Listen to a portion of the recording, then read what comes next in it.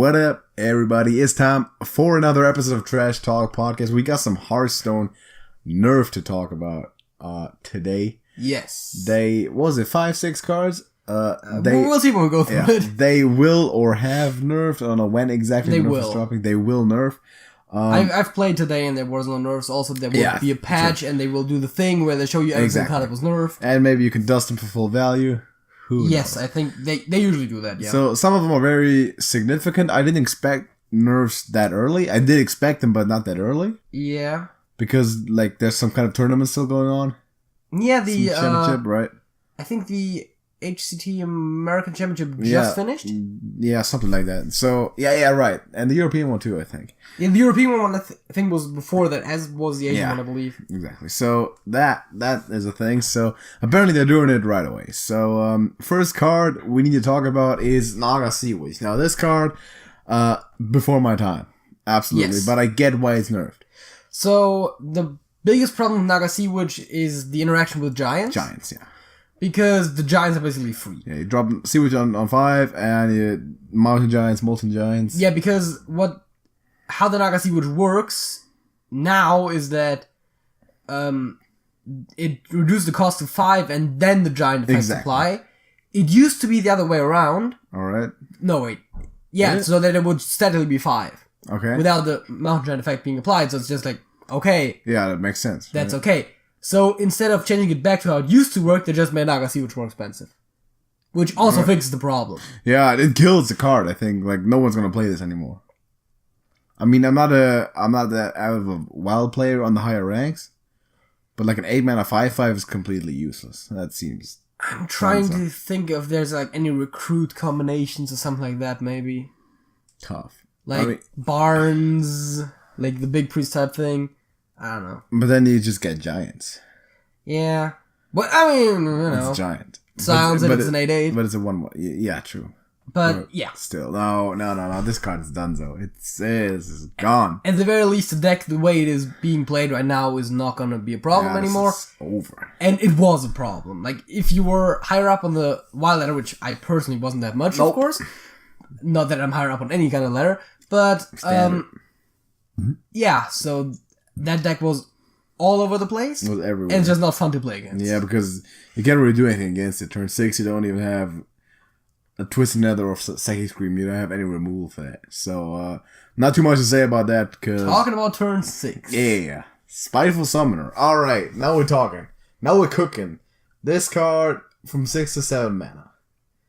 It's not a huge change, but it's gonna slow the deck down a lot. It's a good change. I like it. Because... Specifically, the removal, right? The removal that's possible on turn 7 more so than turn 8 more so than 7 for the other player. Yeah. Right? There's, in general, the Spiteful Summoner decks are tough to face. If they get lucky with their summons, which of course they would have to, they're pretty good. With the old gods gone, their pool becomes a lot better. It got a lot better. In standard, specifically. There's a lot more Tyrantus, Ultra Sore. Yeah. There's Deathwing. Like, the worst thing is still an 8/8. Faceless Behemoth is out, isn't it? I think so. Because that would also be pretty good. But yeah. Yeah, I think so. But still, right, like... The worst thing they can get is 12 an 8/8. immune to spells, like, whoa. Exactly. It's pretty good. Tyrantus itself, not that great. Cheated out from a Summoner, pretty good. So yeah, Spiteful Summoner, really strong card. Still a good card. And I think this is going to change the deck. Spiteful Druid is still going to be a thing. It's just going to be a slightly weaker deck, but the deck itself isn't going to change that much. Not sure. Maybe it's going to divert a little bit more of that complete home run type of strategy and maybe include some more like spreading plague and all that. Yeah. And more of a mid-rangey stuff so that your Spiteful Summoner isn't your win condition itself, but it's just a generation of great value. I don't know, but it being delayed by a turn is definitely important. And also, that then heightens your chances of drawing your ultimate infestation before you can play a summoner, right? Just one turn, which isn't going to affect most games, but the win rate, like over thousands of games, it will. Yeah, right? True. So, Q-Block got some nerves as well. And I like this one. This one specifically? The Dark Pact? Yeah. It's an interesting one, yeah. Instead of restoring 8, it now restores 4. Because Dark Pact, just for destroying your minion, when you want to do it, is already really strong. So then also healing a lot on top. Yeah, it was pretty good. It was a very good card. It made any matchup against Warlock pretty tough once they got to that point. With Lackey and Cube worked very well. Yeah, so... Yeah, so I'm interested to see if some people will switch out the Dark Pact for, what's the other card? Sacrificial Pact? No, not that Sac only Pact. works on minions. No, not Sac Pact. The Dark Possession? Is it Dark Possession? Deal 2 damage to a minion, discover demon. Exactly. Yeah. Because that's still works for the lackeys. It doesn't work for the cubes, but it works for the lackeys. I mean, Drain Soul. Yeah, you can also just cube the cube with another cube. Yeah. I tried. I mean, druids run Naturalize with their cubes. Yeah, of course. And that's a lot worse for them than Dark Pact, and they still do it. Yeah. But Hadronox is worth it. So, Dark Pact, I mean, 4, it's quite a lot. I was actually thinking of the Devil Sword Druid. Oh, the Devil Sword Druid, the OTK one? Yeah. Yeah, I mean, come on. Yeah. That was like, oh yeah. Still see that much, though. It's more taunt druid. It has charge. Yeah. It can attack heroes because it wasn't summoned from hand. That's the deck. You run into the Hadronox a lot more than the taunt. Yeah, I know. So 4 instead of 8. Great matchup against that with the Test Rogue. Right. And I also got Hydronox and Spreading Plague and all kinds of taunts. Wow. And it's just... That's good. It's just crazy. Hadronox just replays the Spreading Plague. Yeah, I did actually in one matchup also get what's the guy, the fungal dude who makes you summon everything twice. Oh, got a double Hydronox. Yeah. It's nice. That's pretty good. Shadowwalk actually has a good matchup against this for one very specific interaction, being that the Hex Frog is a beast, and then Witching Hour can summon the Hex Frog. Oh, yeah, that makes sense. As is the Spreading Plague Scarabs, by the way. They're also beasts. Yeah, true. So, in that matchup, you also need to be careful to not summon any other beasts other than Hadronox. Yeah, of course. I mean, for me, I couldn't rebuild the entire deck by being a rogue, so... Yeah, but with the Hex... Spreading Plague was cool. Right. But with the Hex, you can't really do anything against that. So, Dark Pact 8-4. I think it's still going to be played, specifically because it's still heal and crack your lackey, bring up a Void Lord. I think 1 mana, put a 3/9 with taunt on the board and restore 4. It's never bad. Talking about the cost of summoning it, the lackey got more expensive. Yeah, the lackey from 5 to 6. Now, I know that lackey's really good, and it probably is. It's probably still one of the most overpowered cards in the game. I mean, the last time we talked about Hearthstone Nerfs, you were saying how Q-Block didn't get any nerfs. Yeah. And also, when we talked about cards were heading out, we said that Q-Block isn't losing anything. Except for Mistress of Mixtures. But yeah, that's the only thing. It's a tech card. It's not necessarily a core element of the deck. So Q-Block is now finally getting hit. Yeah. It's the lackey on 6 plus the slightly weaker Dark Pact is definitely going to be... It's still going to be a strong combination. This is still going to be a tier 1 deck.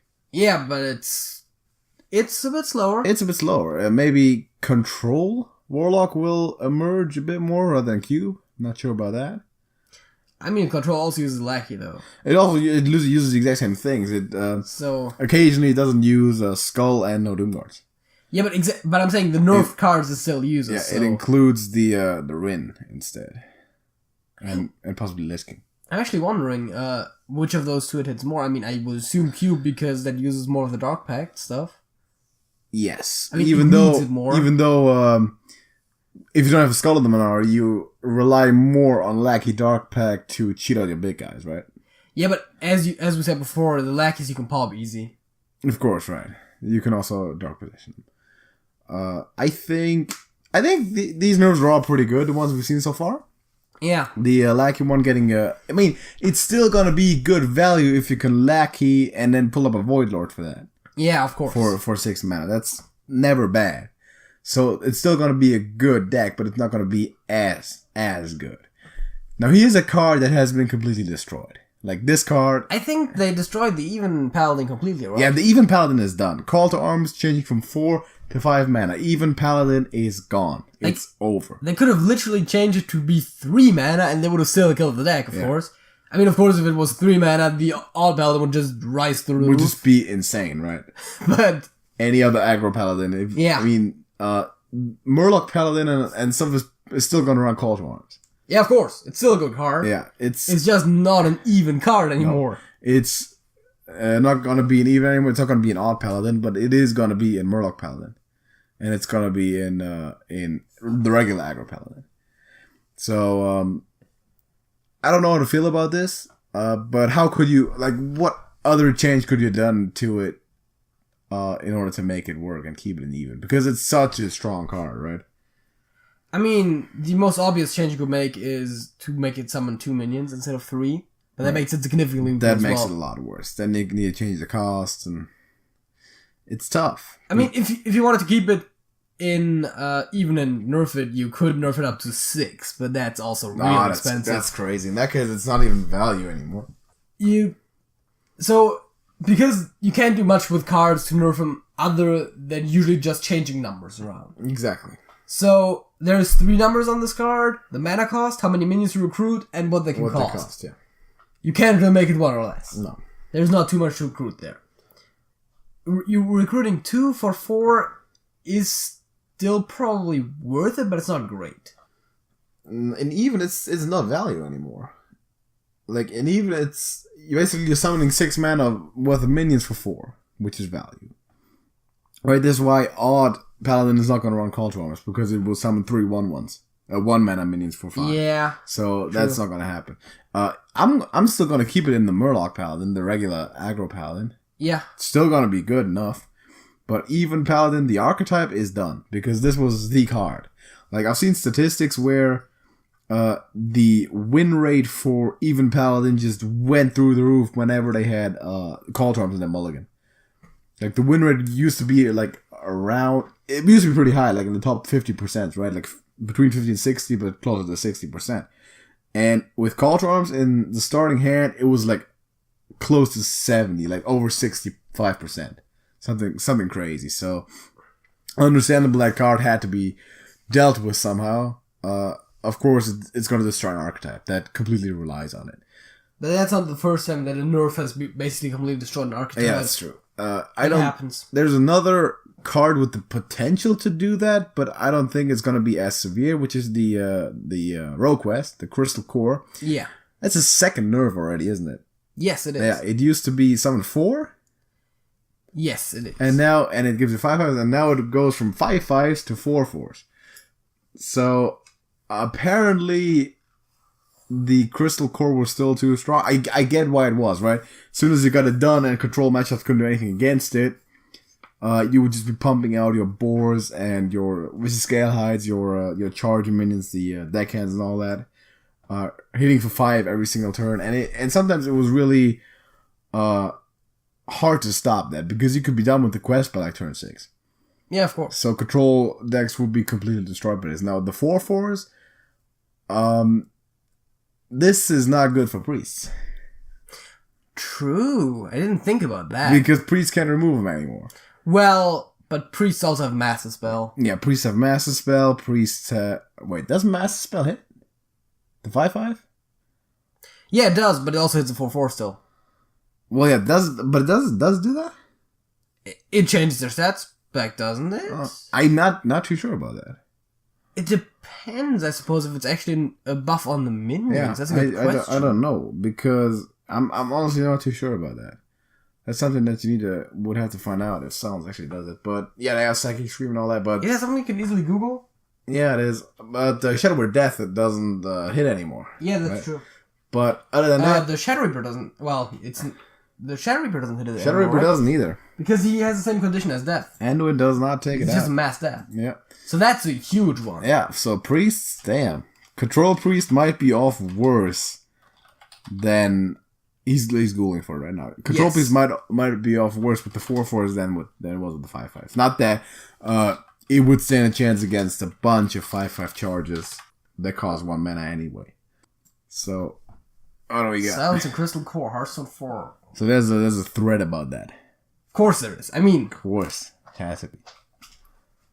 Let's see what we got. So Silence doesn't revert a minion to pre-Crystal Core stats. Can anyone think of a reason why this should be the case? So it doesn't. So it doesn't, yeah. Yeah. So because... Makes sense. Yeah. Because it's not like it's not... This card gives your minions... Yeah. +3, whatever. It's like, they are 5/5s that is now no matter what, they are. Yeah. It's like the summoning portal kind of thing. Yeah, true. They are 5/5s, and there's nothing to do with that. So, Master Spell doesn't Master help. Spell just draws your card at this point. Exactly. But and of course, it spells any other effects that the minions might have. Yeah, that's true, but... Wait, but that also means that you can't buff them, right? What? Your minions. I don't know. I think that you can do. It depends on in which order it applies, I suppose. I think that you can do. If you're gonna buff something up, and then Crystal Core, it goes to 4/4. But if it's a 4/4 and then you buff it, not that Rogue would do that. It would probably stack on. But they are 4/4. They don't become 4/4. I don't know. Again, I think when the minion's out and it's played, I think in that case you can do something about it. Because like for example, like the 4/4 takes 3 damage. It isn't a 4/4 at that point. It's a 4/1. Well, no, it still is a 4/4. Well, yeah, but the stats are able to be changed by outside influence once the minion has been played. But damage is different than changing the stats because your max health still is a stat. But buff is like a health buff is kind of the inverse of damaging it, right? No, it's not, because when you damage you can heal it. Yeah.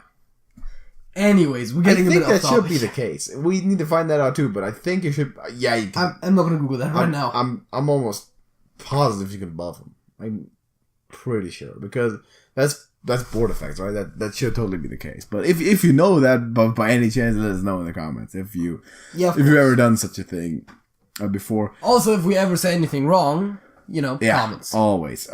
So if we say something right and you want to point out, dude, we'll take some appreciation. We're working hard for this stuff. So Crystal Core, I think, still viable. Yeah, but not nearly as strong as it used to be. Not as good, but still gonna be good, and probably still gonna be control. So recap the changes. I think all of them pretty good. Call to Arms, kind of unfortunate. Even Paladin is dead. Call to Arms, probably not as dead as Even Paladin, but still a lot more dead than it used to be. Right? Because it's not going to be an odd. It's still going to be played. Yeah, so, I mean, Even Paladin is dead, Q-Block is weaker, Quest Rogue is weaker. Spiteful's weaker, Quest Rogue. That's like all the tier 1 decks. Weaker, and the whole Naga giant shenanigans and Wild is not all the tier 1 decks. Like the Even Paladin, the Skew Block, you got Spiteful Druid, and the Quest Rogue.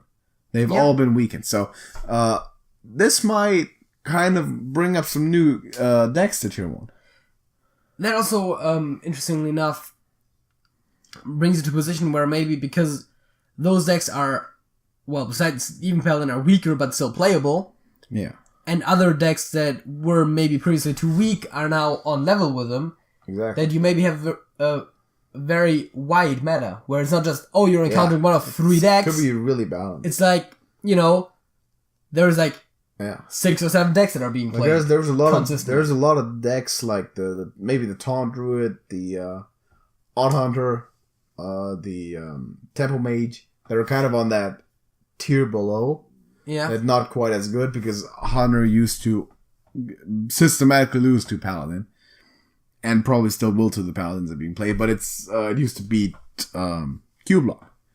Yes. And it will even more so now. So of course, anything aggressive will now have better win rate against Q-Block. Exactly. Control matchups will not change that much, as I think. Not that much. I mean, it's still good to get Void Lords out for cheaper. Yeah, of course. I mean, it will change every matchup, but it won't change every matchup as much. Exactly, right. So, we'll see about that. Maybe Priest gets buried by Crystal Core these days. It's tough. I like how this nerf has a side effect where in a very specific situation it's just better. It's just better against Priest. I love it. Yeah, so we'll see about how Control Priest develops, and then maybe in a few weeks we can talk about the kind of new established meta. Like let the nerfs settle in for a little bit, and then see how stuff develops. Like what's the best decks that's going around. Yeah. So we can do that. I mean, I have to note that Shadowwalk Shaman went completely unnerfed. Right. As is Toggle Warrior. Right. And what was it? Even Toki Mage. Even Toki Mage, which just suggests that people haven't been watching our stuff. They should all know how good Shudderwalk and Togwoggle are. I mean, Shudderwalk is viable. Yeah. Togwoggle is still better. There is actually a tier 3 Togwoggle Druid. Also, Togwoggle is still better than the even Toki Mage because that was just bullshit. That was awful. That was just thrown together. But the Togwoggle, I mean, it beats Control. So does Shudderwalk. So it's kind of like Crystal Core. It's the combo decks, right? The combo decks beat Control. Anyway, let us know what you think of that stuff. We are maybe gonna talk about that again. See how this stuff develops. We got a halftime show though. Specifically, JJ got one. Yeah. And tell me what it consists of. As I'm taking a sip of this beverage, not a sponsor. I've made it. This episode of TrashcanTV. This is TrashcanTV. It's sponsored by beverage. I've made that exact joke before. Yeah, I know. Point out in what video, and you'll get a shout out. So, the halftime show actually is a quiz that I've prepared for you, which goes a bit all across the stuff that we generally talk about on this channel. Some questions about the channel itself. Quiz. There used to be a question about the previous Crystal Core nerf, but that has been scratched. Yeah. I know what that is. Because apparently you know what that is. I know what that is. Okay, so watch me get all these wrong real quick. Now it's 6 questions, but I feel like we can fill this. Yeah, sure. The first one is actually also kind of related, and that is name all of the Hearthstone quest rewards. The quest, name them by name? Yes. Okay, let me start. Okay. At best, go through them systematically because we will not remember which ones. Okay, let's go ahead and start with the Jade Lotus classes. Okay. Yes. We got Crystal Core for Rogue. Obviously. You want me to tell you what it does too? Sure, if you want. For the rest of your game, you made it up 4/4. Oh, right, it's 4/4. Well, actually, currently, as we record, it's still 5/5. Yeah. Druid. Yes. Barnabas the Stomper. Yes. Reduces the cost of all minions in your deck to 0. Yes. Give me the stat line while you're at it. 5 mana, 8/8. Yes. I once had 5 of them in my dungeon deck. Shaman is Megafin. Yes. I believe also 5 mana, 8/8. I think so, yeah. Battlecry, replace, or fill your hand with random Murlocs. Let's go with the Kabbalah classes, alright? So, Mage, we all know it's Time Warp. Yes, it's Time Warp. It's Time Warp, take an extra turn. Yes. 5 mana spell. Priest is Amara, Warden of Hope. Yes. 5 mana, 8/8 taunt. Set your hero's health to 40. Yes. And Warlock obviously is the Nether Portal. Yes, at the end of your turn, summon 2 3/2s. Yes. Every turn. It's also 5 mana and it's a spell. Yeah. Most of them are 5 mana, I think. Yeah. But it's a spell. It's a spell, that's true. Which is important. Yeah. Because it can be counterspell. It can be counterspelled. So can, the major one. Crystal Core should be too. Crystal Core too, yeah. Hunter is the Marsh Queen as Queen Carnessa. Yes.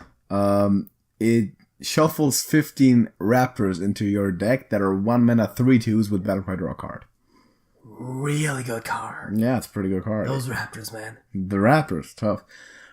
Warrior is Sulfurous. Yes. Which is the weapon that sets your hero power to the Ragnaros thing. Yes. I think it's called Die Insect, isn't it? The hero power, yes. Yeah, and it deals 8 to a random enemy.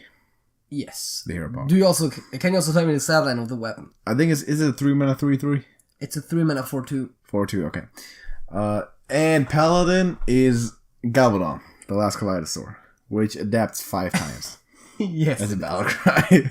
Interestingly enough. Okay, that's all the quest rewards. Yes, it's all the quest rewards. Way too easy. Let me look at the next question. Name all the quests. No. I was, trying to go a bit varied here. Mm-hmm. Which is newer? Breakfast at Tiffany's God. by Deep Blue Something or Runaway by Bon Jovi? Oh, nuts. See, you would easily think Breakfast at Tiffany's has to be a newer song, right? Like, Runaway is one of the old school songs, like them 80s things. Breakfast at Tiffany's? I'm trying to think how old the movie is. But telling from the music videos, it just looks that much newer. So I'm going to say Breakfast at Tiffany's is newer. Any guess on when each of them came out or how far apart they are? For Runaway, let me just say something like in the early 80s. Yes. Breakfast at Tiffany's, late 90s. Actually, early 90s. Early 90s, cool. 81 and 93. Alright, fair enough. Yeah. Got it. Just purely from the music videos, by the way. That's how I got to that. Yeah, so, when we're talking about music, what were our first songs of the week? Gosh, darn it. Which is funny because you just looked at the spreadsheet. That is correct. Our first songs of the week. Yes. Nuts. Dude, that was... I can't shake the feeling that you picked a Bon Jovi song, but I'm not that sure. Like, I'm trying to think back to what I was thinking back then. It's like, the first podcast. That was almost a year ago. Yeah, gotta make an impression with the first song. I've been doing this for almost a year. It's true. First song of the week. Was it Like a Rolling Stone by any chance? Nope. It wasn't. Nope. It wasn't. Man. Oh, God. San Francisco? I'm just guessing. Nope. What was it? Yours was I Don't Like Mondays. Oh, okay. And mine was Behind Blue Eyes. Oh. Specifically Limp Bizkit version. And we talked about school shootings. Yes, we did talk about school shootings. End of the podcast. Because weren't we talking about college and high school in the first podcast? I should have thought back to the first podcast. It was WrestleMania predictions. It was Hot Dog Meat Pizza. As a matter of fact, it wasn't WrestleMania predictions, it was WrestleMania fantasy booking. Way too early, as the card points out. True. Was it? Yeah, it was, right. Exactly. No, we made the fantasy bookings after the predictions. Right. Of course it was that. Mania, sure. Yeah, I should have gone chronologically from the podcast. Maybe I could have gotten there with the school shooting. I don't know. Behind Blue Eyes, interesting. Always hated those. Always. Awful. Never a fan. Good question. What else we got? Let me have a sip of this beverage. That's actually not what this is supposed to say. I literally put a wrong word in the question. Anyways, so what somewhat recent video did you put the wrong end card on? And I'm not just putting that to slide you. I'm literally trying to see if you know that. I definitely remember that I once put a different end card on a Hearthstone video, the regular end card. Yes. I'm not sure exactly which Hearthstone video that was. Was it a monster run or was it a regular one? I don't know. It was monster number 3. But I put the regular end card on it. Yes, you did. I know that. I knew that.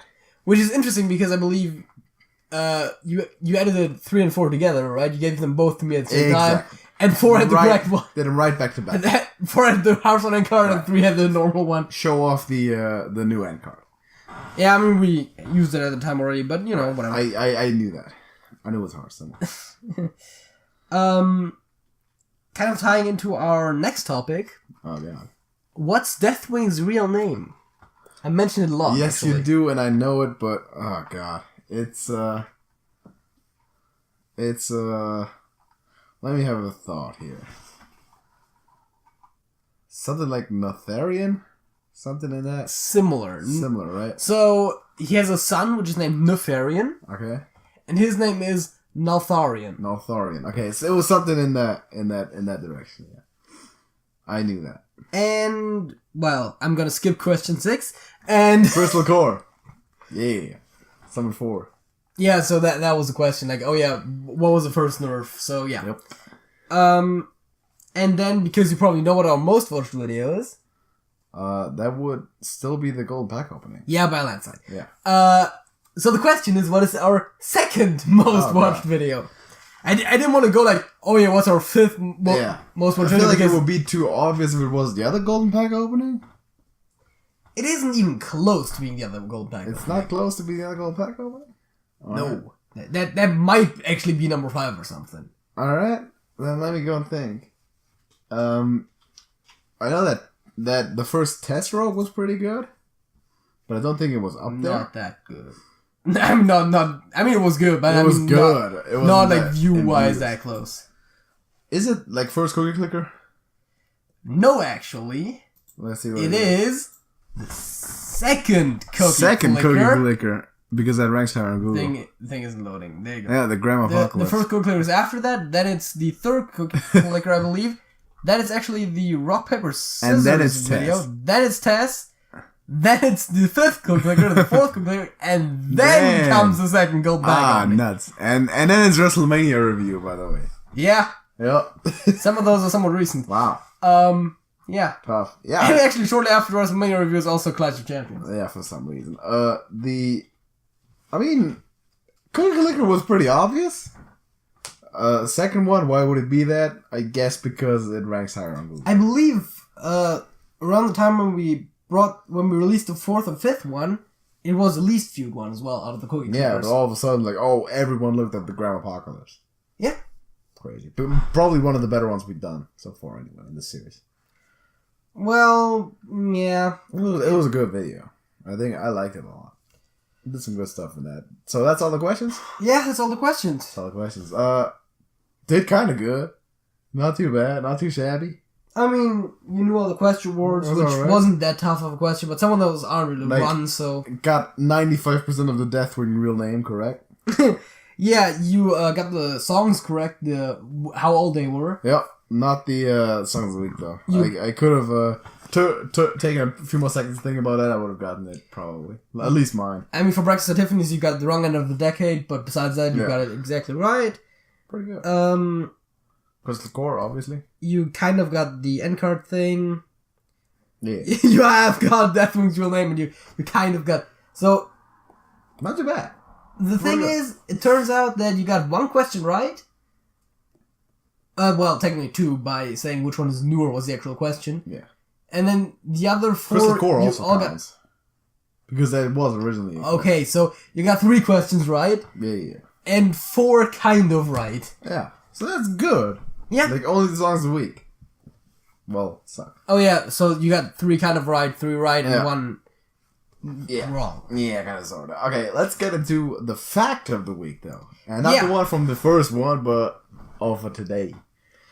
And what's the fact of the week? So, you already mentioned giving shoutouts to people when they were pointing out what you just referenced. But I was just gonna point out again that we said it once before, and I'll say it here again, that we hide a lot of Easter eggs in our videos. Mm-hmm. Yeah, end cards too, just saying. So, if you catch an Easter egg, falling from the sky, just catch it. Exactly. Mm-hmm. And point out in the comments, we will shout you out. Yeah. Presumably in the next podcast, maybe in another video, depends on... Whenever we notice it, basically. Yeah, and... It's not gonna be like in the video title or anything, so you need to watch it, but... Yeah, of course. It's gonna happen, alright? So, let us know something. But, tell us why it is I'm gonna give you the hint, just look at end cards. Yeah, there's a lot of fun stuff in the end cards, but you will have to tell us why we put that stuff in the end cards. You can't just be like, there is something on the end card. Yeah, that's Eli Manning, or that's Nick Foles. Like, yeah, we know that's Nick Foles. Why is it Nick Foles? Yeah, also... what are we referencing? Something like that. Specifically some of the stuff that is maybe not right in your face. Yeah, that's true. Probably like Nick Foles doesn't have an Easter egg. There is a lot of puns and stuff there. Yeah. I'm not gonna say too much before I just sort of point out Easter eggs, but that's true. Here's my fact of the week. I got it's kind of a 2-chapter thing, right? So I already told you this. I wanted to use a fact that I've heard before. Yes. That I fact check my facts to make sure they're facts. This one turned out to be not a fact, which was that the 10 most watched television events in history were all Super Bowls, which isn't true because as it stands today, number 9 was the MASH finals of some, I don't know from when, right? So that's not the case. It's gonna be probably the case after 2 more Super Bowls, but it's not a fact. However, my fact is kind of similar on a bit lower of a scale. The third most, sounds random, the third most watched event on cable television in 2010 was what? Sporting event, huge series finale. It was an interview. Just like a press conference interview given by none other than LeBron James announcing that he would leave the Cleveland Cavaliers for the Miami Heat. Third most watched event, like almost 10 million people. Okay, that's a lot of people. Just an interview. Yeah. You know, we should get those people to watch, maybe this video. Maybe few million, yeah. We should just be LeBron. Yeah. Just make the NBA and then break it, basically. Let's do that. I'm too short and white. Yeah, you're too white. That's true. I mean, there's I know there's white players. There's also players below 6 feet. Fair. You're just not that athletic. But then you have to be more athletic than if you're just one of those huge guys. Like, you want to be 5'8", that's cool. Can you dunk? Like, you're better. Right? So, yeah. That's my fact of the week. What's the second topic, man? Oh, yeah. Second topic... Kind of inspired by last week's podcast, I believe. Mm-hmm. We talked a bit about the Warcraft lore, and it seemed like there was a lot more to talk about. Oh yeah, there is a lot. So, we could fill the next 200 podcasts with that. Once again, I have not done any prep for this. So but, from it? Yeah, of course, but, I do happen to know a good chunk of stuff about that, and you are very interested about that kind of stuff, so, I guess because there's no real good point to start for me, let's just start with you asking some kind of question. Okay, like, one thing I wanted to just bring up that I saw or read about or whatever, about Lord Jaraxxus. Because last time we were debating him, how he came to be and all that stuff. I mean, he's some kind of high-ish ranking dude in the Burning Legion. That's about all I know. What I know about him is that he was accidentally summoned by, what is his name, Wilfred Fizzlebank? Oh yeah, during the tournament, during the round tournament. He tried to summon Archer tournament or whatever. He tried to summon a Doom Guard, but then accidentally summoned Lord Jaraxxus and then got himself. Right, I've heard that. Yeah. That's also where that effect comes from. Both the Jaraxxus effect of killing you. Yep. And taking your place. Exactly. And I think also Wilfred Fizzlebank's card also references that. Does it? I don't know. What does it do? Oh yeah, it's the one that like cards you get from Hero Power because 0 or something like that, right? Yes. That's what. But summoning stuff, it kind of relates, and maybe flavor text styles. I'm not entirely certain about that part. But that's the story that I heard about. Yeah, that sounds about right. Also, look more into the Lich King story. So, turns out that Tyrion Fordring was about to become the Lich King, but then he didn't. Was that when Bolvar sacrificed himself? Yeah, Tyrion killed Shattered Frostmourne or something like that, and then destroyed the Lich King or whatever, and then he was like, there must always be a Lich King, so I'm gonna put this thing on, and then Bolvar was like, no, I'll do it. Yeah. I got this. And then he did it. I didn't go into too much detail there. I've also heard that one before, but... I mean, it's not really that relevant to the story because at the end of the day, Bolvar became the Lich King. Exactly. I'm just saying that's like... Yeah, it's Ner'zhul, it's Arthas, and it's Bolvar. Those are the 3 Lich Kings. There's also like... Arthas used to be with Jaina, but then she wasn't too happy about him being all evil and shit. Happens. And then he became like the Lich King because stuff happened. Yeah. Something. He did pick up Frostmourne. Yeah. When he was fighting the Scourge. And then it corrupted him. And then he later... Bunch of bullshit. Then due to being corrupted, he became a Death Knight. And then Ner'zhul called him to take on his position, basically. But Bolvar's a good guy, right? Yes. So he's like, oh yeah, I got this. So as long as he's Lich King, nothing bad's gonna happen. Well, at least nothing bad related to the Scourge. Yeah, that's what I'm saying. There's a lot of bad stuff happening out there. But once he's no longer the Lich King? Yeah, I mean... Someone else would have to be the Lich King, right? It seems like the Lich King isn't going to die of any natural cause or anything, though. So you can just do that forever? I think unless someone kills him. Which, of course, like, oh, hey, power-hungry bad guy. Yeah. Let me kill the Lich King and take on his place. Right? It's like, now I control an undead army. Makes sense. Can I not just, like, destroy everything to, like, that's how usually would they work. How are the Scourge people, how are they bound to do stuff? Like, is it the sword? Is it the mask? Oh, what actually controls him? God, I would say if it is part of the armor, it would be the helmet, probably, because, again, Arthas had... What is it, Frostmourne? It might be Frostmourne. Frostmourne is a sword. Yeah, right, but Frostmourne, is that the thing that kind of has the power? But Arthas had Frostmourne when Ner'zhul was still Lich King. Oh, okay. And Ner'zhul was just a spirit in an ice block with the armor. Exactly. So, I would assume it's a helmet. So, but then just destroy the helmet. Just take it off, throw it in the wall.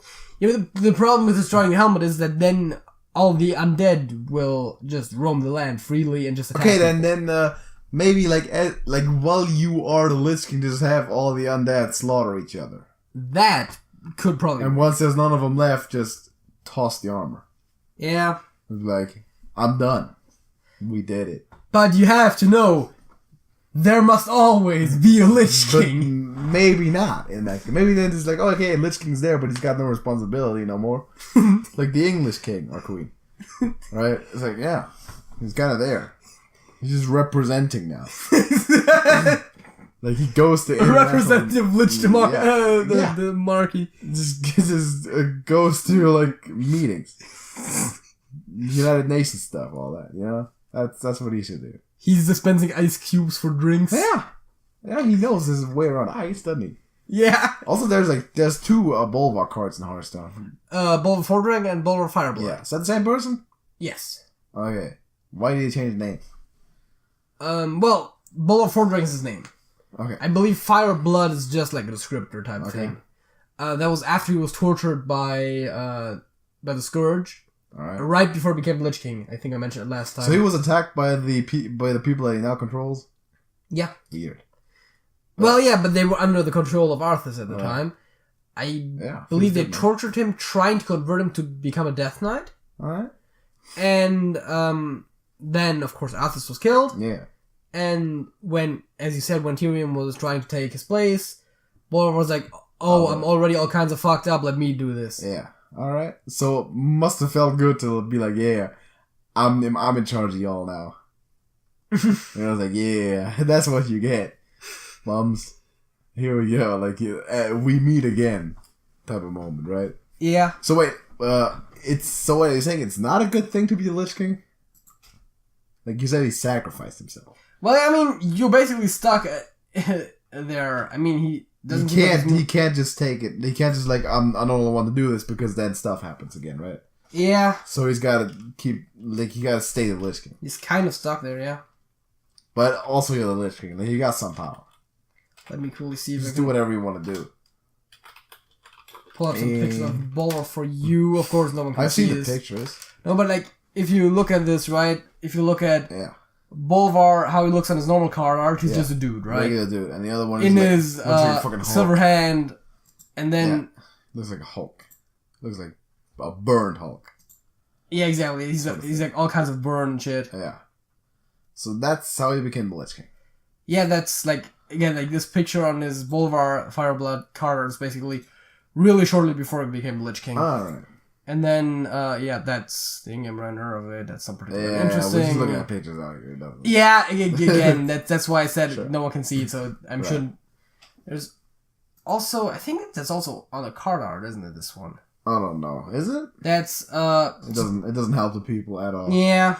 Let's do that later. Interesting fact, because you all can see it, his helmet, all of the stuff that would be blue for Arthas or Ner'zhul. Yes. Is gold for him.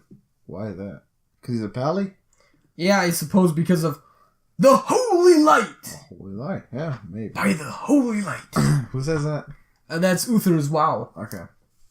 Right, that's Uther's wow. Which stands for World of Warcraft. I was about to say that, yeah.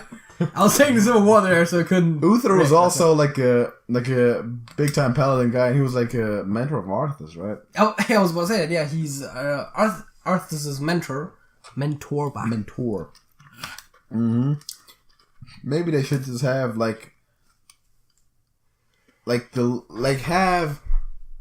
take turns being the Lich King, kind of sort, right? It's like that's the job for like 3 people, and they all do it for like 8 hours, and they get to sleep like a regular job. Like I gotta be a Lich King for 8 hours a day. Cool. that seems highly impractical. If anything, I would suggest like, oh yeah, each of you be Lich King for like 3 months. Okay, even that, but like it's not that hard of work, but it's an important job. Like, what do you need? Yeah. Do you need to put a lot of effort into being Lich King? You could just, if you don't want your troops to do nothing, just remain like sitting around. You can just sit around yourself, right? Yeah, I Just don't think it's necessarily that just bad of a chill job. for like 8 hours. It's like you don't need to do that much.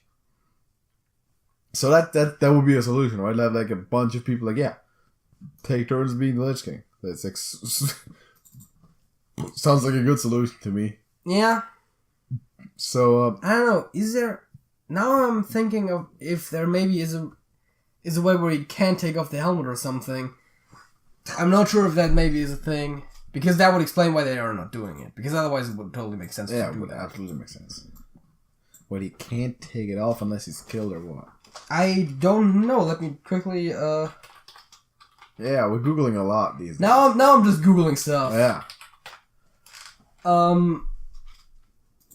So let's look this up. The Lich King. The Lich King. Okay. There's a massive lord of the Scourge, which he rules. He just scrolled. Yeah, I know. I was trying, which he rules telepathically from the frozen throne atop Yeah, Ice Crown Glacier, right? I was trying to see if there's anything about his helmet or how his power is passed on. So I guess we should, if we do this type of topic again, maybe pick out a certain part of the lore and then actually read up on it. Might not be one of us. We can do Lich King at some other time if you want to. I have some other stuff. Oh, right, yeah. This also mentions how Ner'zhul's spirit is still somewhere in the helmet. Oh, okay. For everything Lich King lists, How did he become the Lich King? Did it just happen? He was bound to the armor by... Indirectly, definitely by the Burning Legion. I'm not sure who exactly did it. If it was Gul'dan or if it was like one of the demons. And the Scourge just kind of happened? Well... They showed up one time? The Lich King... I think he can turn people directly into undead. And then, of course, undead can affect... It's like a virus. They can they're like zombies, right? Other people, interestingly enough, there was grain that was infected in certain farming villages, which is how a lot of the Scourge came to be. Yeah. Like zombies. Yeah. I mean... Zombies are undead. I was about to say some of those are zombies, but I think most of them are ghouls. Yes. Alright, so that's kind of how that works. One more thing, though. Like, there's a lot of the Hearthstone Heroes that I haven't really heard of in the... or, like, just side notes in the actual Warcraft lore. Like, they kind of don't seem to be the most important people, do they? Well, so you need to find representation for all the classes, and some of those maybe don't have as memorable of characters. Yeah. That's actually a good point. That's probably the best thing that we can do right on the spot, because I know a bit about each of them. So I already know that, so Gul'dan was a Burning Legion dude, right? He's a power-hungry yes, so... person. Gul'dan, before the invasion, was... He's an orc, isn't he? Yes, he's an orc. And he was leading the orcs kind of behind the scenes. Alright. While Orgrim Doomhammer, I believe, was the actual war chief. Right. But Gul'dan and the Shadow Council, which also contains Cho'Gall, right, which you might know as a legendary card for Warlock, they were kind of behind the scenes ruling the orcs by way of manipulation and stuff. Okay. Whom in turn were given power, or at least empowered by the Burning Legion. Right. And then Gul'dan was also the one to, as we previously discussed, to open the portal on the side of what's it called, Draenor. I also forget the name of the planet. Just the orcs. Yeah. Right. Okay, I know that Anduin is the son of Varian Rin, who's kind of the leader of the humans. Yeah, actually, Varian Rin is dead now. Oh, that's too bad. He died in the last Warcraft expansion, so, yeah. Anduin is now the king of, like, the... Oh. Stormwind, right? yeah. He's a king now? Yeah. Jesus Christ. Like, what happens if he turns into the Shadow Reaper? Well, those types of things are less canonical. Like, Hearthstone has been going more and more away from the that's kind of like established Warcraft lore as it's been developing. That's kind of like if all the heroes were to be infected by the Scourge, right? Not necessarily. Oh. So, specifically Anduin, actually, doesn't really seem to have too much of an association with the undead. he's more of a void person. Yeah, because the light has betrayed him and all that. Yeah. And of course, the opposite of light, as we previously said, is the void. Yeah. So he's not really connected to the Scourge as much. Alright. I mean, Jaina just straight up becomes the Lich King, basically. Frost Lich, yeah. Yeah, because she has Frostborn in that picture. Mm-hmm. Yeah. And then a lot of the other ones are just generic undead. Deathstalker. Pretty good, though. Yeah, the Deathseer, Scourge Lord Heroes. Also relating to that, though. Yeah, but it's just like generic undead things. Like, I feel like Jaina and Anduin are kind of the coolest ones there. Valeera is also interesting. Like, the coolest ones? No, I mean, like, from the concept, right? It's like... Anduin is cool from the... Yeah, that's true. But because the other ones are like, oh yeah, this person turned into a zombie-type creature. Yeah. Done. But that's cool, though. Yeah, but it's very generic. Anyways, we want to go through the heroes. Yeah, so... I suppose while we're at the Cabal... All I know about, like, Jaina, right? Yeah. So all I know about Jaina is that she used to be with Arthas for a while. Like, she met him and they fell in love and all that, but then she's like, yeah, you don't do all this evil bullshit. So, she's one of She was kind of like one of the, like, apprentices or whatever to Antonidas or something. It seems right. Something in that type of thing. So she's one of the stronger magic users in the Warcraft universe. Is she from the Kirin Tor as well? Yes. Okay. So she is in Dalaran, which is where the Kirin Tor are. Mm-hmm. She is like they have like a circle of. Is that on Azeroth as well? Yeah. Okay. They have a circle of I want to say 8, might be 6 or something like that. But they have like a circle of like big ass wizards, like not physically big, but you know what I mean. Yeah, I know. And Jaina's one of those. Okay. Or I believe she left there a while ago, but she is like a big deal there, and she also is kind of a big player in the Alliance. Alright. Maybe not necessarily with official political power, but like she's a recognized figure, people respect her, that kind of stuff. So yeah, she's also pretty important. Yeah, Medivh, we already know, is like the wizard dude. Oh yeah, I guess there are alternate heroes, yeah. Big fella. Medivh, we talked about a lot last time, about him opening the portal. And Khadgar was like an apprentice, like of yes, Medivh. Khadgar was Medivh's apprentice. And something happened to where like they made him from a young guy to an old guy. Yeah, I think that's when he was trying to kill Medivh because he was possessed by Sargeras. Khadgar and Garona. I don't think there's a Hearthstone card for Garona. I'm not sure. Garona half orc and the. No, I'm not gonna get that one straight. Anyways, those two together tried to stop Medivh. Yeah. And I believe in the process they aged Khadgar.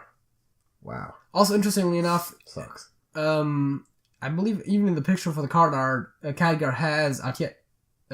Atiyesh, Great Staff of the Guardian. I'm not sure about that. You don't face Khadgar all that much. No, you really don't. Medivh happens from time to time. Yeah. And I like his hero power. It has like a different design. I was about to say, it's the same one as Evermage, but yeah, the visuals, to it. It's pretty cool. It's not quite the Fire Blast, which is really... Also if they wanted to, they could just rename it and give it a different art as well, but it looks more like the damage that all the old gods things do. Yeah, or it looks like something Warlock would do. Yeah. Like a Shadow Bolt type thing. Yeah, exactly. What was I gonna say? Yeah, also I didn't recognize like Medivh on the his hero card, his hero, and on his card, like the Medivh the Guardian, completely different picture. Didn't recognize him. Because didn't know that was the same person. Well, first of all, the Medivh in the card is less canonical because, and I explained before the whole One Night in Karazhan thing. Yeah. He doesn't wear his hood. Yeah. And he's smiling, so those are two things that usually isn't depicted as doing. Right. The Medivh hero is like wearing his hood and in all kinds of shadows. Doing magic and shit. So you can't really tell too much about how he looks. Right. So, okay.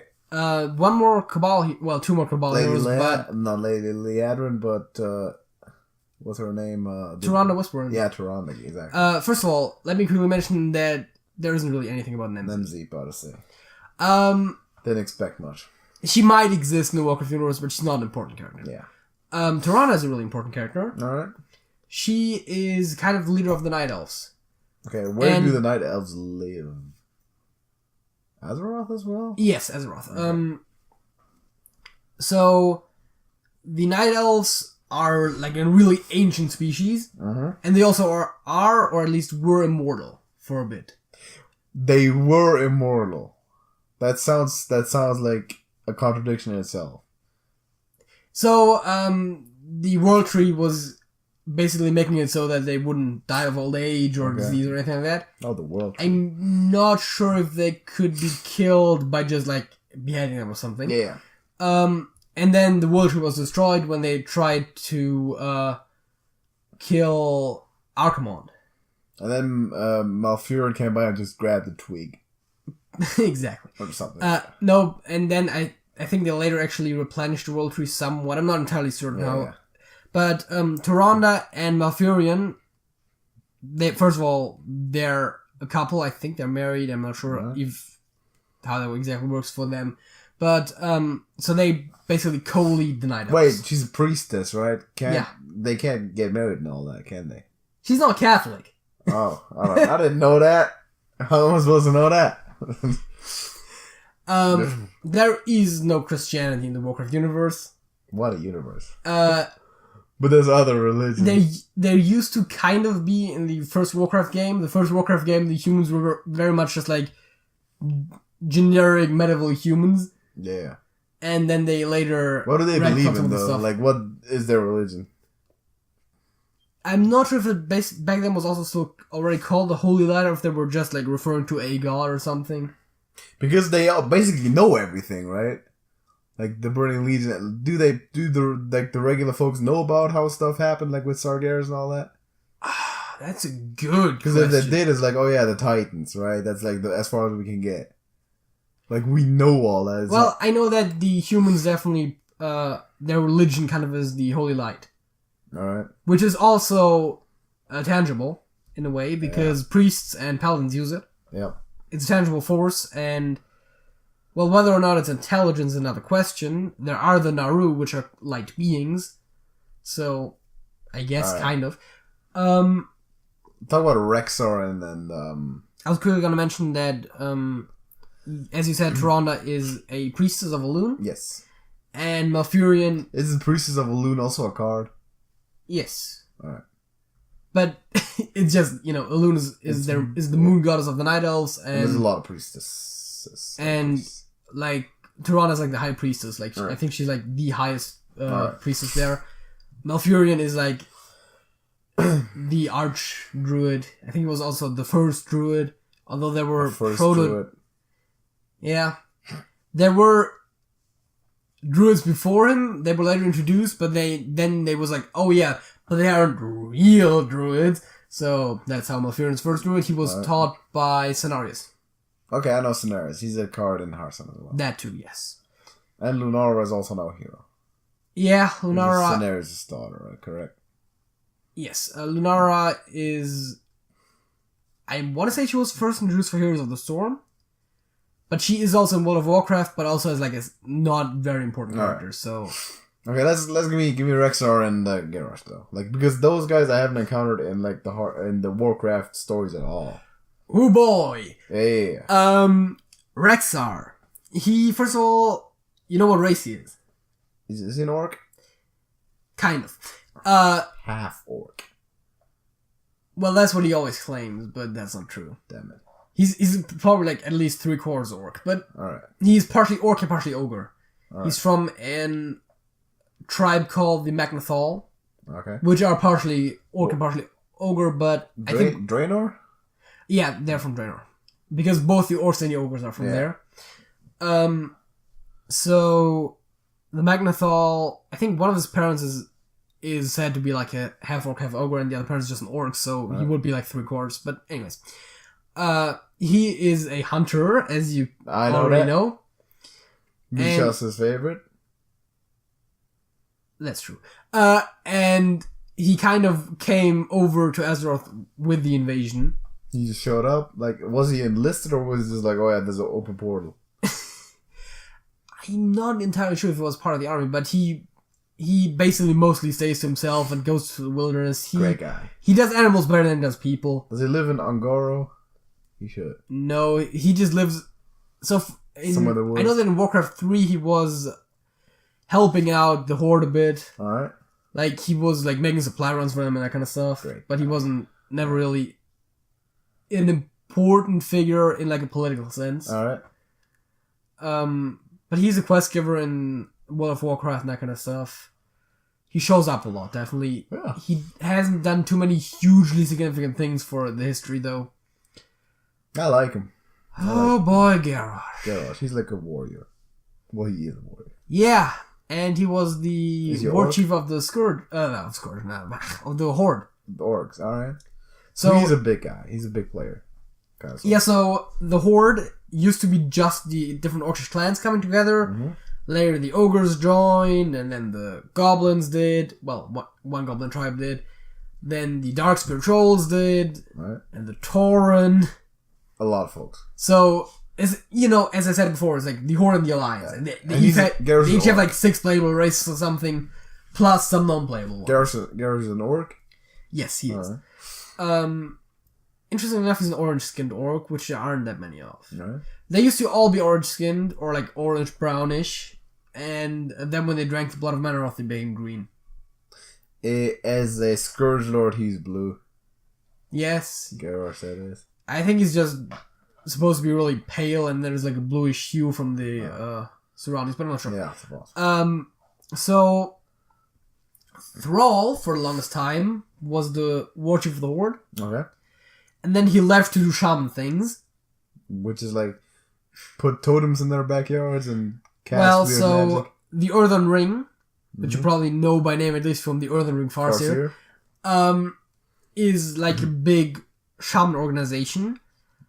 And they summon elementals, and they keep the elements in balance and that kind of shit. Oh, okay. So, they're basically hippies. They are. But their stuff actually has an influence on the world, so that's cool. Shots. I mean, druids and shamans kind of both, but yeah. So he was doing stuff with the Earthen Ring. So it was like, okay, I'm gonna be away for a bit. I need to put someone in charge. And I put of the Horde. And they put Garrosh in charge. Alright. Now Garrosh is kind of a douchebag. Oh, I like him. And then he later also became corrupted by the old god, but nice. that's a bit later. I think he was corrupted, but anyways. So Garrosh became the war chief. Then Bane was pretty unhappy with that. Bane Bloodhoof. Yeah, and he killed him. Is that correct? And no wait, Cairn was unhappy, I believe. Yeah, Cairn was unhappy. Okay. And who were those folks anyway? Cairn and Bane Bloodhoof. I believe they were kind of leaders of the Tauren, because every race has their own leader, even if the organization they belong to has like a super leader. So they were also serving under Garrosh? Yeah. Or Thrall before that? Okay. So, and a lot of the non-orcs were a bit unhappy with Garrosh. Mm-hmm. But Thrall was like, this is still the early phases. The orcs will hate it if I put a non-orc in charge. Also orc? Yeah. Okay. So, then there was the duel between Cairn and Garrosh. Hamal Rune Totem enchanted Garrosh's weapon to be poisonous or something. Right. Which Garrosh didn't actually even know of. He killed Cairn. Yeah. And then Bane took his place very much in the political sense and that kind of stuff. Yeah. Which is why Cairn Bloodhoof, when he dies, summons Bane Bloodhoof, who's identical. That makes sense. So that happened, and then later, Garrosh went completely nuts. Stuff went down. There was a huge trial later when Thrall came back. They sentenced Garrosh to death. Alright.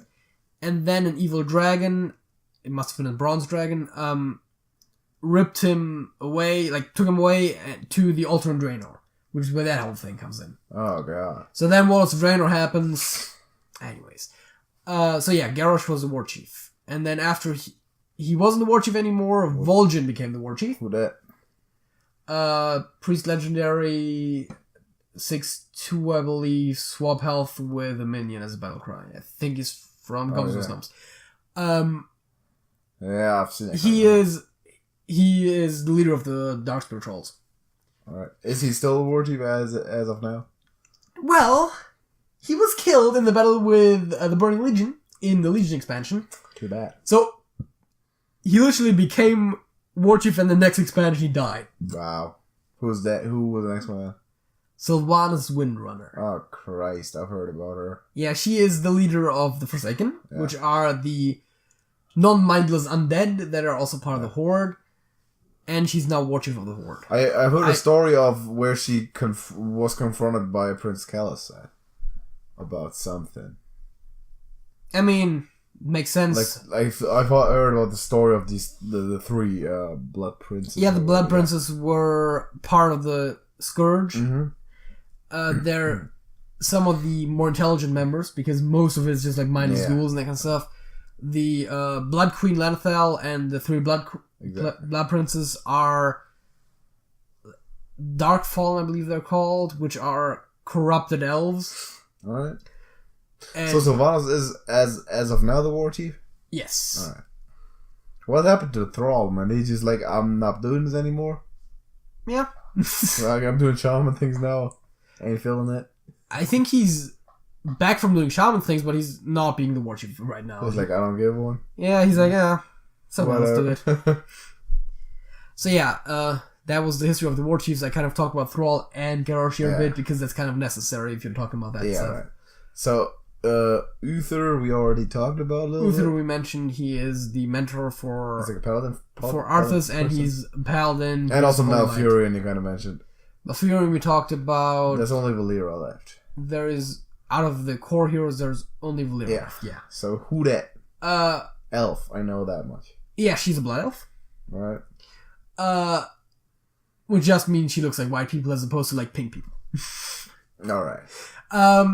Well, there is some other differences, but you know. Yeah.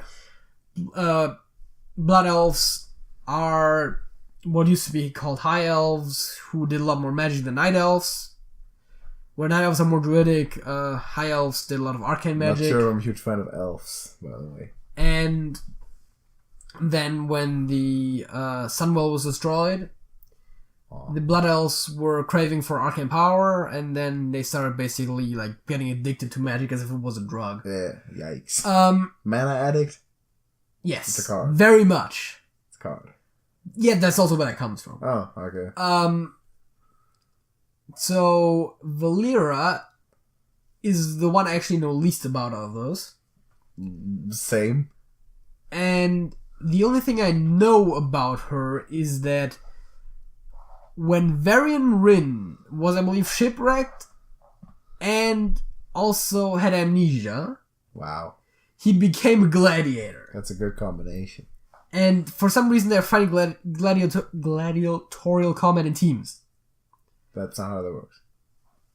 Apparently, that's how that works. Yeah. There. So he was in a team of 3 with Valyra and some kind of Tauren dude. All right. That's pretty much all that I know about Valyra. Who was they fighting? Oh, that's all you know? Yeah. Oh. Yeah, again... So he's like not a main character or anything? Not that important? Valyra doesn't seem that important, no. I mean, she probably... You could have found a better person for Rogue. I mean, Edwin Van Cleef, for the heck of it, could have been the Rogue hero. Yeah. That would make... Edwin is pretty cool. Yeah, Edwin made more sense. His daughter, whatever. I was about to say Vanessa Van Cleef, yeah. Then... We're talking about alternate heroes real quick because we did mention most of them. I think Maiev has more to do with that. Yeah, exactly. But she is not really a rogue as much as Valyra is. Murgle, I believe, is made up for Hearthstone. Yeah. Is there any others besides Maiev that we need to talk about? Because Maiev is a bit of a long story. There's a hunter lady. Oh yeah, she is Sylvanas' sister. Okay. That's about that. That's about all I know about her. Illyria Windrunner. There's a warrior dude with the beard. Oh, Magni Bronzebeard. King of one dwarf tribe. Related to Bran Bronzebeard? Yes, they're brothers. There's 3 Bronzebeard brothers. There is Magni and there's Bran and there's one other that I don't remember. Because, you know. Not that important. Magni was the king of... I don't remember what the tribe is called. There's like 3 big dwarf tribes. One of which is led by Emperor Thorzen. Right. One is led by Magni, and then I don't even know the third one. So Magni was the king, and then some stuff happened, and he was turned to diamond. Alright. He's still like a person. Yeah. But he's just made of diamond. But similar to, what's the name? Bud Stallion. Oh. Remember Bot Stallion? Yeah, I remember. Oh, yeah, it's weird. So that's like... Wait, is that all the heroes? I think Maiev. Yeah. Warden Maiev Shadow Song. I heard about her in a story. So... Something on the side. Warden already says, she's kind of a prison guard. Wonderful. So... Prison guards are assholes. Illidan is kind of known for betraying people. Is he related to Malfurion? Yes, he is. Yes, they're brothers. Okay. As a matter of fact, I believe they're twin brothers. But he's a demon. Kind of. Illidan, sort of. Well, the Hearthstone card classifies him as a demon. But also a thing. They were both born night elves. Alright. Malfurion, because of being a druid and spending a lot of time in the Emerald Dream, grew antlers. And Illidan, due to being empowered by dark forces multiple times, grew hoofs and horns and wings and everything. Purple, yeah. So he was way back when the Legion first invaded. Alright. He was empowered by Kil'jaeden, I believe, which is when his eyes were burned out. Yikes. And he got like the flames in his eyes. He can still see. Oh, but that's cool. I mean, I trade my eyes for flames if I can still see. Just look cooler. I believe that's also when he got the hoofs, and then is that the flames of Azzinoth that he summons when they play card? I don't think so. I don't think there's that much of a relation there. And then later he actually got empowered by the Skull of Gul'dan, which is where I got like the wings and stuff. I believe it's also where I got the horns. But he's also a big important person, right? Yeah. So he's the bad guy and Malfurion is the good guy? No. No? Illidan is kind of an anti-hero. He's oftentimes misunderstood. He very rarely does evil for evil's sake. Alright. He's usually the type of guy who'll be like, oh, I'll kill the Lich King if I have to destroy the entire continent for it. Oh. He did something like that. He was like, he was trying to basically nuke the Lich King, like the magical equivalent of nuking him. And then Malfurion was like, no, you can't do this. Hey. You'll kill innocent people. Right. So, yeah. And Illidan did some of those So it's like Sargeras destroying the entire planet because it was infested? Yeah, similar on a slightly smaller scale, but yeah. So Illidan, for pulling that stunt, was imprisoned.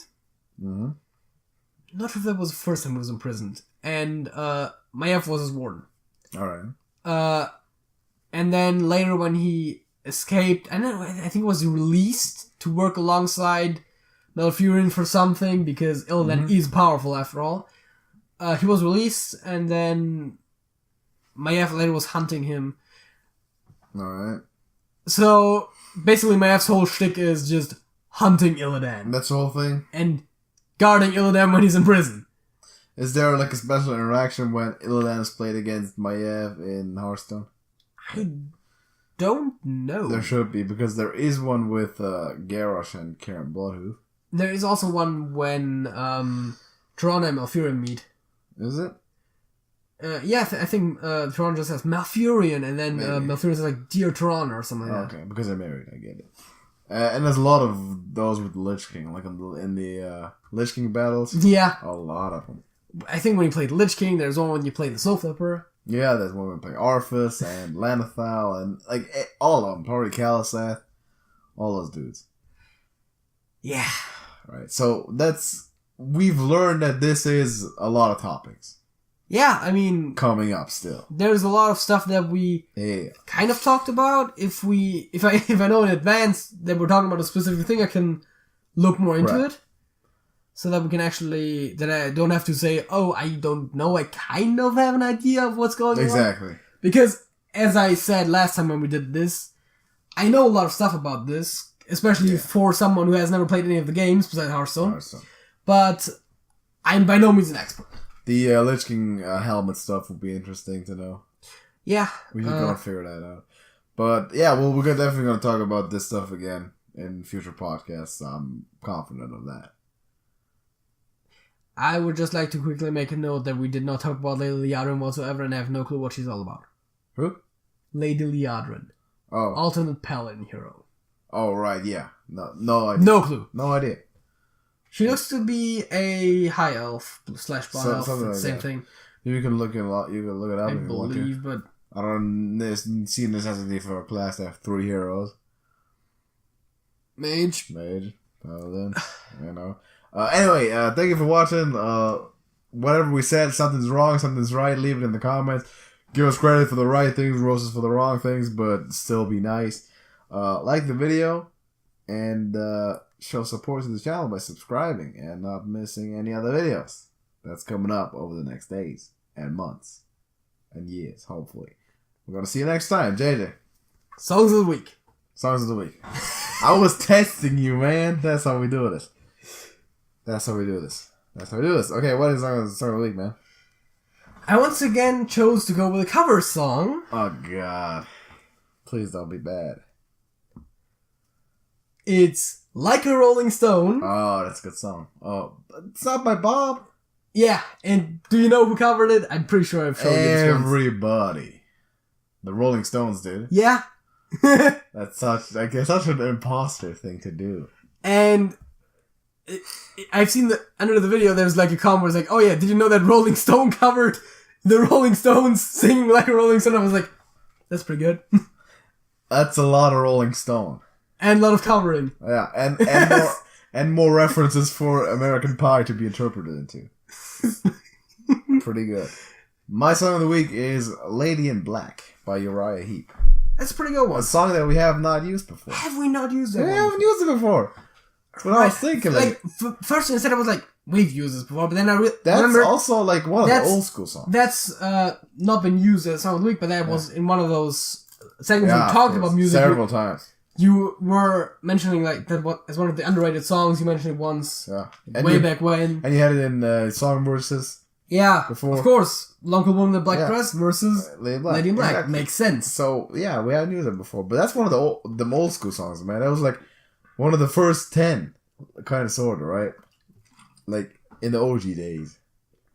Yeah. Yeah, that was there. It's definitely also one of those sleeper candidates for like top 10. Oh yeah, it's a good song. Yeah. You instantly think of stuff like, oh yeah, Bon Jovi. Yeah. You know, like, I don't know, Beatles, ABBA, you think of those bands, right? Yeah. But you don't necessarily... Uriah Heep is like one song that's great and another one that's... Yeah, you don't really think about the artists that you don't have that many songs of, but because it's not about... Effect.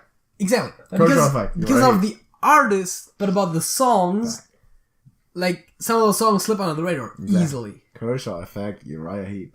It might be on my top 50 list, I'm pretty sure it is. Which is coming up scarily soon. Yeah. A few weeks, man. What is this? 47, 46, something around that. 48? The podcast number 50 is going to be our top 10 favorite songs of all time. I checked, I believe the next wrestling predictions are 51, which is good. That's good, yeah. Because we might have to do a separate video if there's wrestling predictions when we have to do podcast 50. Because yeah, 50 is going to be the songs, man. It's going to be the big one. But, okay, now we did the song of the week. I literally can't read this. Check out the... This is 47. It's 47, yeah. Check out the playlist where you can share your songs of the week with us. Link in the description. In the description, you can find it on our channel, whatever. I don't think I can put a link in the info card while giving you editing rights. No, I mean, there is a link also in the playlist description, but... Yeah, just use it in the description. So, share your song of the week with us. If it's a really good one where we don't know... shout out, I guess, right? Yeah. That's what the shout out. So now we can end the video. It's been going on for quite a while, man. JJ. That's it? That's it.